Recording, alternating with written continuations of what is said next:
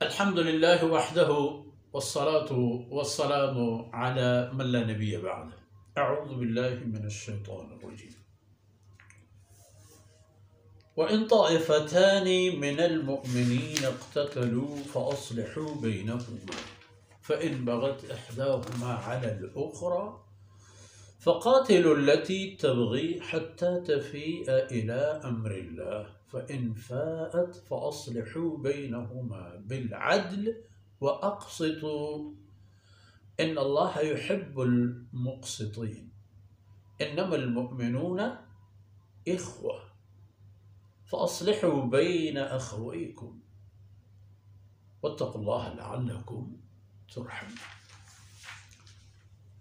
سبحانك لا علم لنا إلا ما علمتنا إنك أنت العليم الحكيم. رب اشرح لي صدري ويسر لي أمري واحلل عقدة من لساني يفقه قولي واجعل لي وزيرا من أهلي. رب زدني علما وارزقني فهما. ثم أما بعد. گرامی قدر بھائیوں، بہنوں اور بہت پیارے بچوں، سورہ حجرات آداب زندگی اور اصول زیست کے قوانین، معاشرتی طور پر کچھ اخلاقیات ہوتے ہیں، کچھ آداب ہوتے ہیں، چھوٹے بڑے اپنے لیول اور برابری کے کہنے میں، سننے میں، سب میں، ہر چیز میں ایک ادب ہوتا ہے۔ ادب کے دائرے میں رہ کر انسان کی نقل و حرکات دلچسپ اور دل پذیر ہوتے ہیں، ذات کے لیے بھی اور معاشرے کے لیے بھی۔ اب بات آ گئی بہت اہم، جو مسلمان کی معاشرتی دائرہ کار میں ہر ایک کو ایک رول اور کردار دینے کا۔ وَإِن طَائِفَتَانِ مِنَ الْمُؤْمِنِينَ اقْتَتَلُوا، اگر نوبت یہاں تک پہنچے کہ اہل ایمان کی دو جماعتیں آپس میں لڑنا شروع کریں، لڑائی وہ بھی قتال، مارنے والی لڑائی، کوئی تپڑ یا اسی طرح کے نہیں، ایک طرف سے تلوار اور دوسرے طرف سے بھی تلوار، آج کل کی اصطلاح کے مطابق تو وہی اسلحہ جو آج دستیاب ہے۔ تو اگر مسلمانوں کی دو جماعتوں میں کوئی ایسی نوبت آ جائے، نہ چھوڑنا ان کو ان کی حالت پر، بیچ میں کود پڑنا، فَأَصْلِحُوا بَيْنَهُمَا، ان دونوں جماعتوں کے بیچ صلح کرا دو۔ کس بات پر لڑ رہے ہیں؟ ضرور کوئی نہ کوئی خرابی ہوگی، ہو سکتا ہے دونوں طرفوں میں،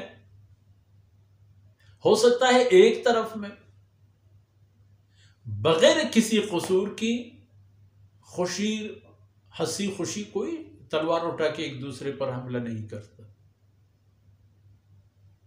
کوئی سبب ہوگا۔ فاصلح، صلح کرو، یعنی جو سبب ہوتا ہے ان کو آپس میں لڑانے کا، اس سبب کو،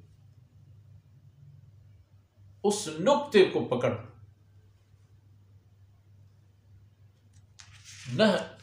نہ لڑنے دو۔ اور اگر آپ لوگوں نے صلح کی، آفر کی، پیشکش کی، مگر ایک دن ہم نہیں مانیں گے، لڑیں گے، ہماری تلوار فیصلہ کرے گا، ہمارا کلاشنکوف فیصلہ کرے گا، اگر یہ ان کی سوچ ہو گئی، فَإِن بَغَتْ إِحْدَاهُمَا عَلَى الْأُخْرَى، اگر ایک جماعت نے دوسری جماعت پر بالادستی قائم کی اور بس جائز ناجائز اپنی بات پر ڈٹی رہی، تو پھر تم لوگ بیچ میں آ جاؤ، فقاتلو، تو جو بغاوت اختیار کر جاتا ہے، جو صلح کی طرف آتا نہیں ہے، تو پھر اس کے خلاف تلوار اٹھاؤ، اسلحہ اٹھاؤ، اس وقت تک لڑو اس کے خلاف حتی تفیء الی امر اللہ، تاکہ وہ بھی صلح پر مائل ہو جائے۔ امر اللہ صلح ہے، اللہ تو فرماتا ہے کہ فَاصْلِحُوا بَيْنَهُمْ، والصلح خیر.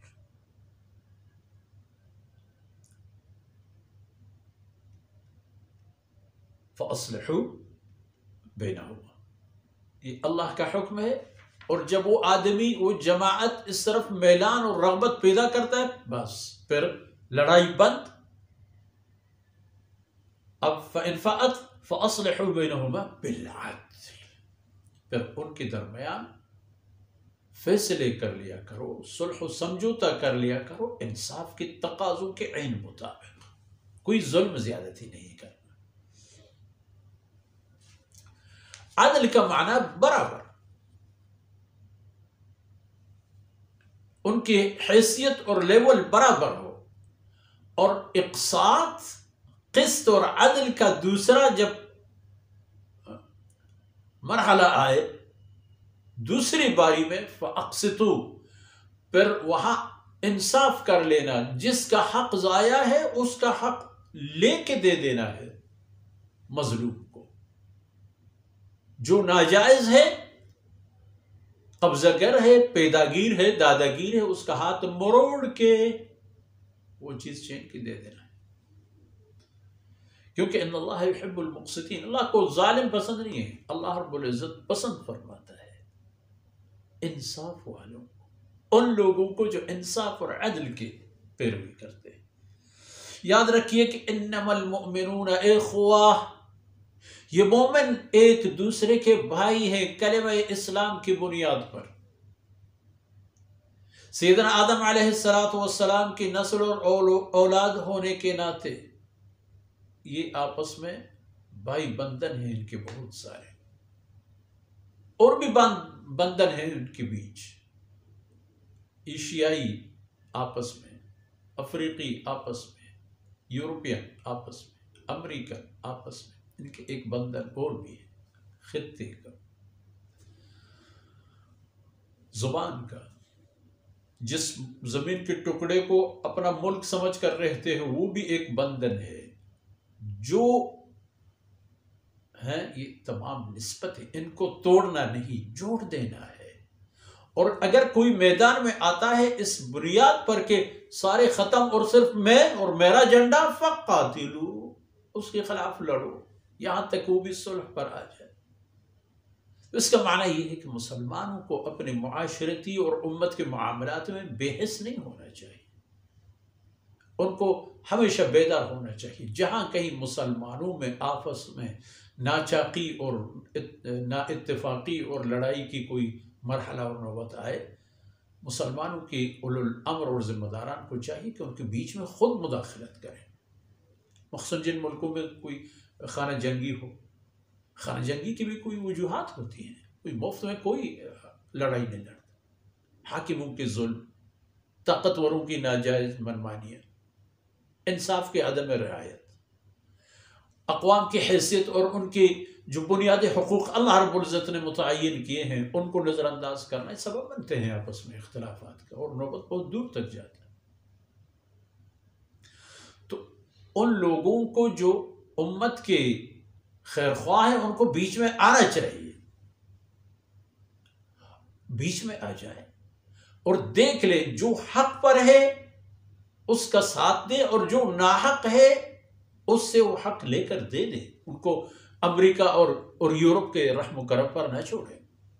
یہ امت کا اپنا ایک وقار ہے، ان کی اپنی ایک حیثیت ہونی چاہیے، ان کے اپنے بین الاقوامی اصول و ضوابط ہونی چاہیے جن پر وہ عمل کریں. لیکن آج کیا امت اس حالت میں ہے؟ نہیں ہے. کیوں نہیں ہے؟ اس لیے کوئی اسلام پر نہیں، نام مسلمان کا. لیکن کہاں ہے آپ کا؟ کون سے ملک کی بات کرو گے؟ موجودہ حالات میں اپنے پاکستان ہی کو دیکھ لیں. کن کن قسم کی مصیبتوں میں گرفتار اس ملک کو دیکھ لیں. یہ لسانیت کیوں ہے؟ علاقائیت کیوں ہے؟ اس لیے کہ پہلے دن سے آخر تک کبھی انصاف کی رعایت ہو گئی. تمام اقوام اور تمام علاقوں کو ایک نظر سے دیکھا گیا. جو ترقی آپ کو بڑے شہروں میں دکھائی دیتا ہے دیہاتی علاقوں میں وہی چیز ہے. کہاں ہے بجلی؟ کہاں ہے گیس؟ کہاں ہے دیگر سہولیات؟ کہاں تعلیم؟ کہاں؟ کیوں نہیں ہے؟ کربوں کی مقروض قوم نے یہ کرب کہاں دفن کیے؟ تو جو نا انصاف ہو اس کو پکڑ لو. یاد رکھو کہ انما المؤمنون اخوۃ فاصلحوا بین اخویکم، اپنے بھائیوں کے درمیان اصلاح کرو، ان کو صلح سمجھوتے پہ آمادہ کرو. واتقوا اللہ، اور تقوی کی عادت کرو، ایک دوسرے کے حقوق کی رعایت کرو. نوبت یہاں تک نہ آنے دو کہ لڑائی لڑی جائے اور ایک دوسرے کے خون بہے، پتہ نہیں کون حق پر ہوگا اور کون نہ حق.